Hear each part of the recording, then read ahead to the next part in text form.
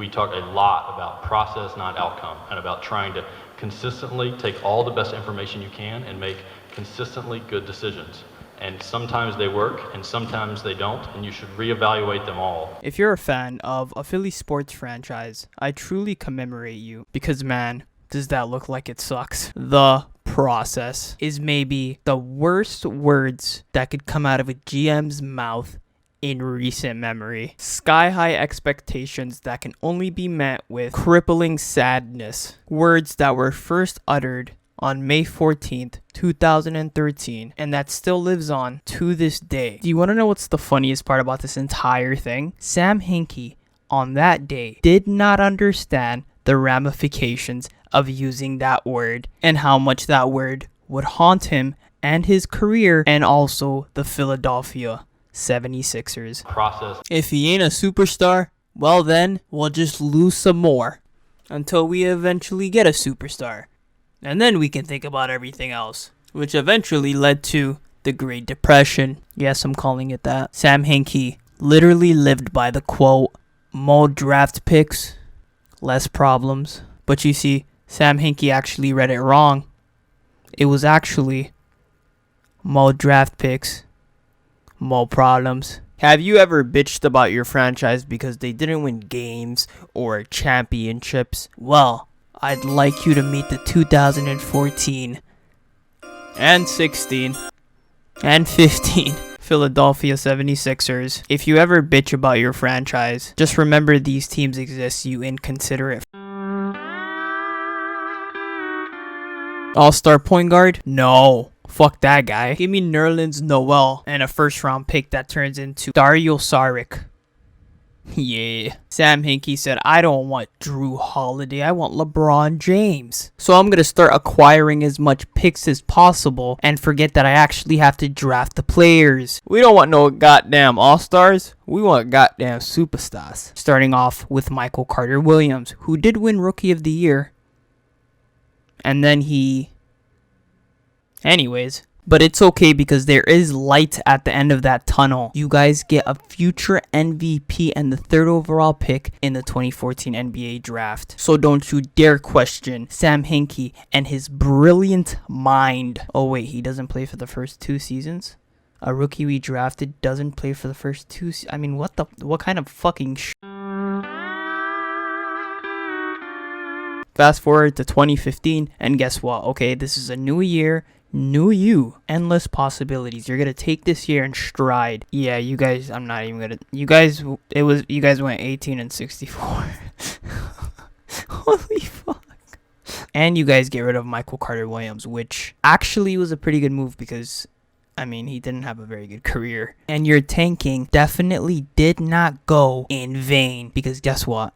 In 2015, you guys get the 3rd overall pick. The 3rd overall pick in the draft. Again, just keep getting these assets and these future stars. Okay, Karl Anthony Towns, D'Angelo Russell. Oh my God, you poor souls. Okay, it's all right. It's okay. All right, collect yourself. All right, it's a new season. Okay, it has to end at some point. Does that say 10 games? But it's okay. All right. That's really bad, but who cares? There's only one NBA champion, right? There's 29 losers. Who cares? And guess what? You beat the tank. You beat the tank. 2016 was Philadelphia's year, okay? Nobody could take that away from you guys because guess what? Guess what? In the 2016 NBA draft, you guys actually did it. You guys got the guy Sam Hinkie was trying to get. He wanted a LeBron, and he got a LeBron. A shooter, a tall point guard, a guy who could play defense, active. He cared about basketball. He couldn't shoot, but don't worry. I mean, the kid has a long career ahead of himself here, and with, everything that he already has, he's so gifted. He'll figure it out. He'll be able to shoot by the end of his career. I bet you my house. No, not Sam Hinkie. You're telling me the guy he resigned when they got the first pick? I mean, what was the point? Why? Not Sam Hinkie. Sam Hinkie, no. I would like to have a moment of silence because guess what? His mission did not go in vain. I bet you whoever fills his role will definitely guarantee this team a championship. All the heartbreak these fans have gone through so far. Surely there's light at the end of this tunnel. So join me as we take a moment of silence for Sam Hinkie.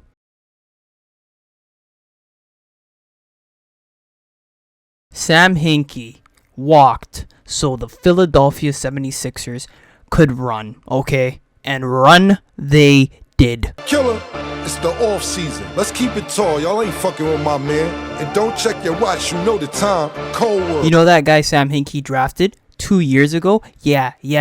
Sam Hinkie did that. 20-8 off rip in his first season. Granted, he only played 31 games because, well, he got injured again, but that's besides the point, okay? And they won 28 games this year. And you know that first overall pick? I mean, well, he didn't play because, he got injured and he couldn't play that entire year. But you know what? Next year, scary hours, which nobody said back then, but scary hours.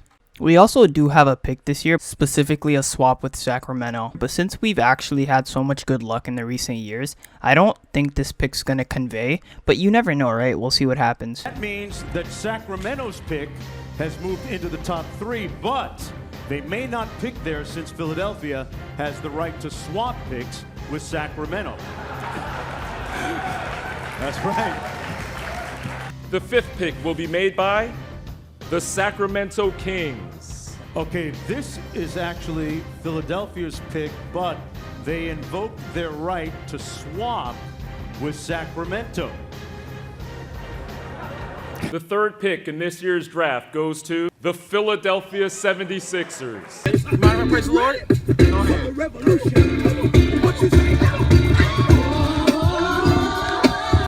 ahead.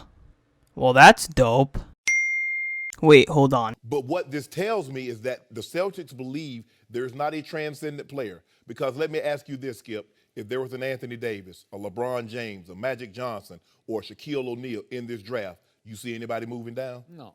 Exactly. I have no idea what Shannon Sharp is talking about, even though the Celtics are literally historically a team that doesn't really lose when it comes to trades that involve draft picks. I'm going to let that completely cloud any form of judgment that I have towards this move because guess what? Markelle Fultz is literally the second coming of Michael Jordan. Buckle up, because Philly has arrived. The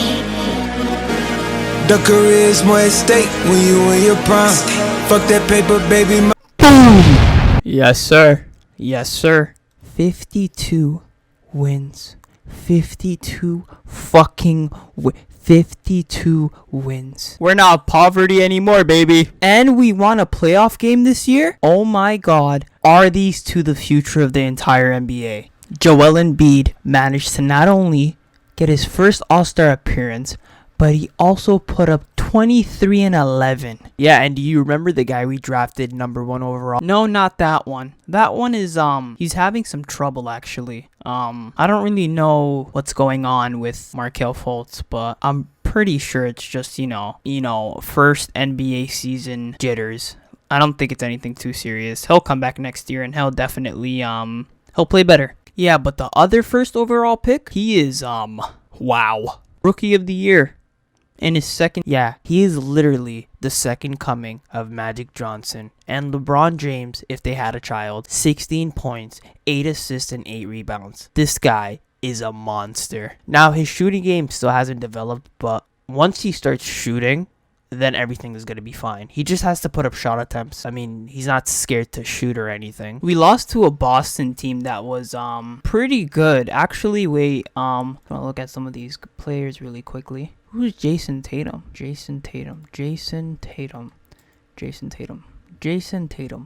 What is a Jason Tatum? He's only 19? Oh my god. Pretty good. Oh. He was drafted a year ago? Wait, he was in the same draft class as Markelle Fultz. And we traded with Boston. I'm sure they knew why they did what they did. I don't think this is going to be a problem. I actually think that Markelle Fultz and Ben Simmons are both considerably better than Jason Tatum. And I think Philadelphia agrees with that, which is why they picked Markelle and traded up for him. So if they believe in it, I do too. Because guess what? Trust the process. Hey, it got us 52 wins this year. I'm never doubting this franchise again. They just got lucky, right? And they'd probably get slapped. We just need more pieces. That's all we need. But first season and Ben Simmons and Joel Embiid are already this good. Okay, a championship is basically guaranteed. It's just how many at this point, Not 2, not 3, not 4, not 5, not 6, not 7. And that is all without Markelle Fultz, by the way. So when he comes back and, he figures his stuff out, because, it looked like he, never played basketball for some odd reason, but he was a number 1 overall draft pick. That has to mean something. And our organization picked him, which also means something. So, hey, trust the process. I gotta go, don't ask why. Watch the dominoes and the time fly. Alright, so I kind of take back what I said about Markelle Fultz. The guy just can't play basketball anymore. I don't know what's going on. People are saying it's nerve damage. People are saying it's this. People are saying it's that. I truly don't understand what this kid's going through, and it seems like it's a pretty tough situation. In other news, we got Jimmy Butler, which is pretty wild. Not only does this dude work very, very hard, but he's also a winner, which is why he left Minnesota. I don't think there's anybody that I can point to in the NBA that literally fits the Sixers and their values more than Jimmy Butler. So I think this is honestly a match made in heaven, and I hope he stays for a while. Fast forward to the middle of the season, around the All-Star game. Ben Simmons made his first All-Star game, which is amazing. I will say the scheme between Ben, Joel, and Jimmy on the court at times has looked pretty awkward. But it could still work.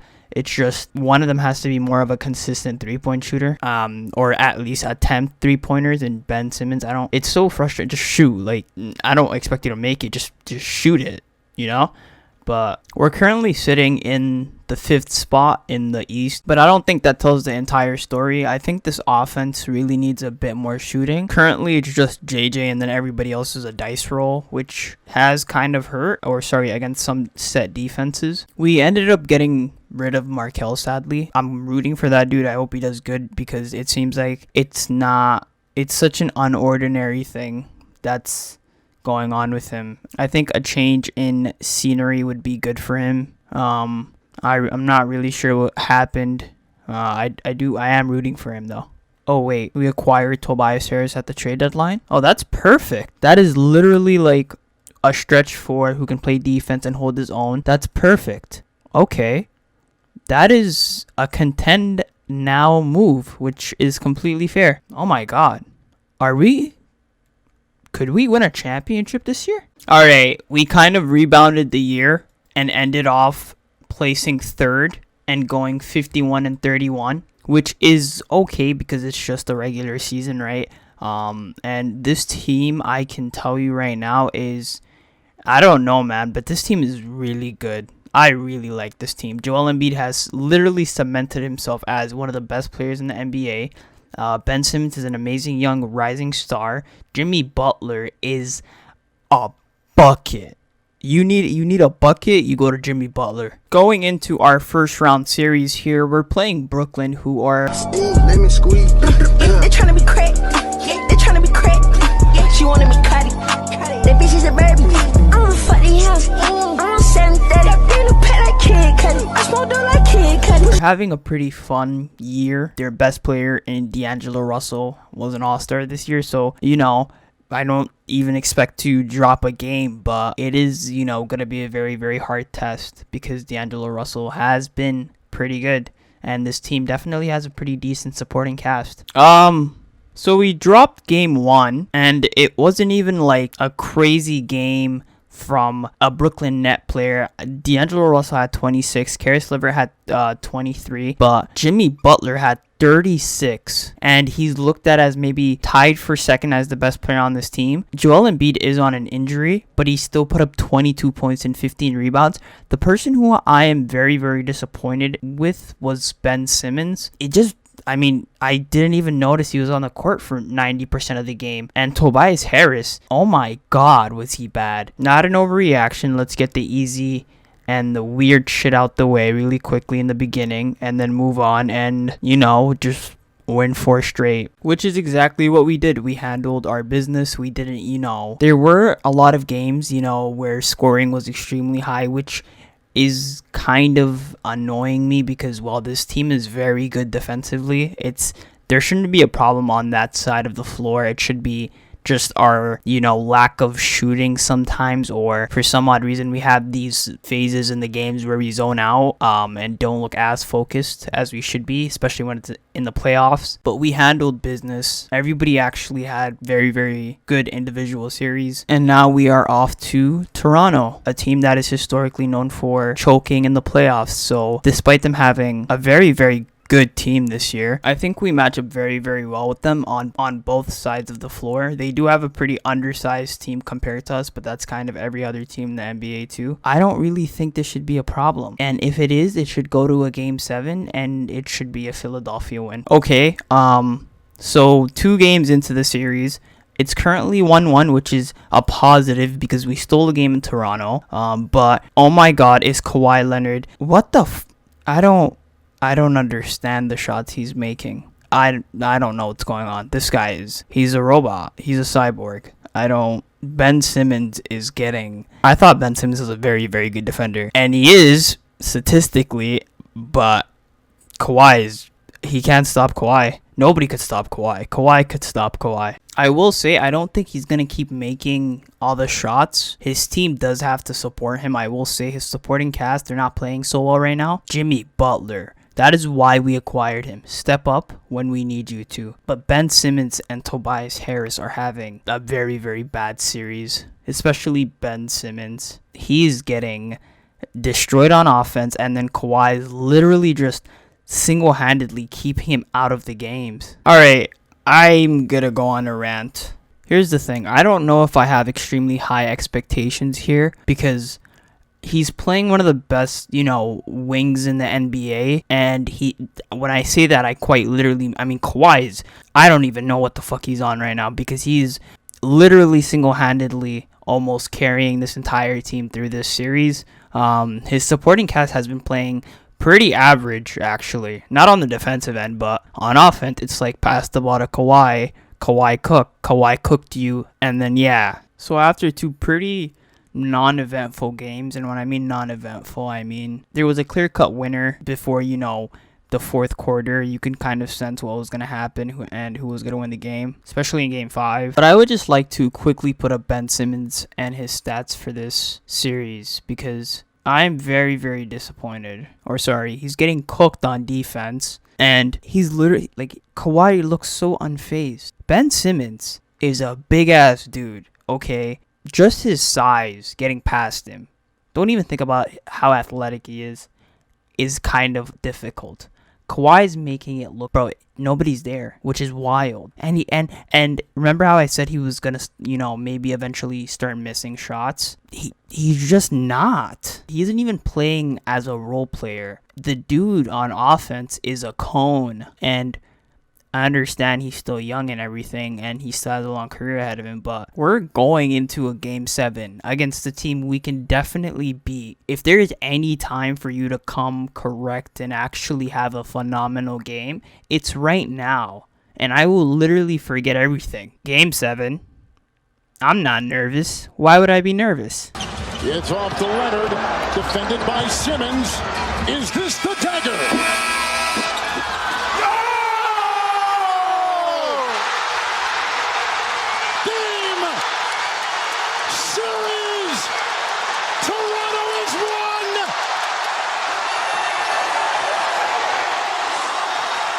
You've got to be fucking with me. No way, bro. No way, bro. Get out of here, man. What? It bounced like 4 times. When he shot it, I was like, oh, that's off. Because it hit the side of the rim and then bounced upwards. That's not physics. That's not how that shit works. You know what's the saddest part about that shot? Toronto won the championship that year. there's a huge case. No, there's not a case. If that shot misses and we go to overtime and we win that championship. I will say, this is already pretty long, so I'm just going to wrap it up here. I truly think the process failed after this shot. I don't think it was against Atlanta in the next series. For some odd reason, after this year, they decide to move away from Jimmy Butler, even though Tobias Harris only averaged 14. They choose to keep him over Jimmy Butler, which... Tobias Harris over me? Is crazy to me. The eye test told you Jimmy Butler was a better player. The stats told you Jimmy Butler was a better player. But then you decide to go with Tobias Harris for some reason. After this season, they pay Ben Simmons a 5-year extension, a max worth a fuck ton. The most Philly shit happens. Everybody turns on each other. And believe it or not, Ben Simmons gets traded. After having such a amazing couple of seasons in Philly. One shot had such a huge impact on a franchise. It's crazy how much misses they've had. I'm not a mathematician or anything, but the amount of misses they had over a course of a couple of seasons, just if a couple of things went the other way, it's wild to think about how different everything would look if just a couple of things went the other way, if a couple of decisions were made differently, which is crazy to me. So I just wanted to highlight that.